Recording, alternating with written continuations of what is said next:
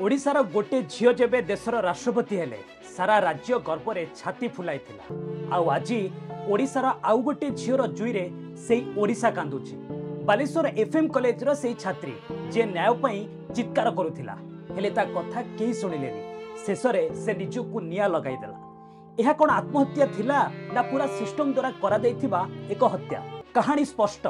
जने प्रोफेसर को द्वारा होइथिबा हारासमेंट, प्रिंसिपल को बारंबार अभियोग किंतु किछि हेलानी। आईसीसी बा इंटरनल कंप्लेंट्स कमिटी केवल कागज पत्र रे थिला। जेतबळे झियोटी निज जीवन हारिदेला तापरे जाई समस्ते निदर उठिले।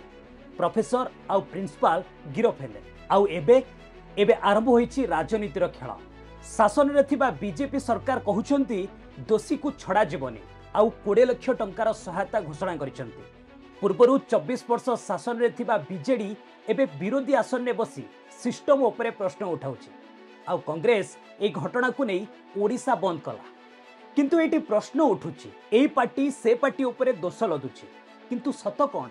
सत हेउछि जो सिस्टम आज फेल हैला सेटा गोटे दिन रे तयारी होइनी। जो बीजेडी सरकार समय ए अव्यवस्था चलीथिला से आज विरोध करुछि।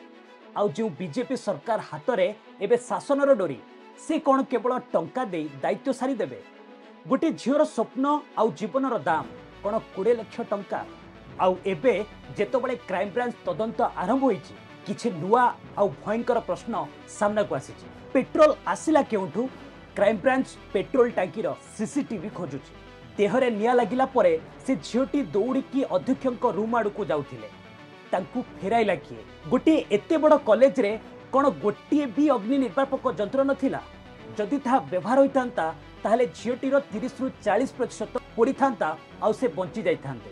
आउ सबुठु बड़ संदेह ए सबु पछरे झीटी को केही उस्काउथिले कि? एहा केवल जणे छात्रीर मृत्यु नुहे, एहा आम समाजर, आम शिक्षा व्यवस्थार आउ आम पूरा सिस्टमर विफलता। नेता मानक आरोप प्रत्यारोप भितरे से झीर शेष चित्कार जेमिति हजि न जाऊ। से जालिथिबा निया एबे न्यायर निया हेबा दरकार। ए विषय आपणक मत कौन?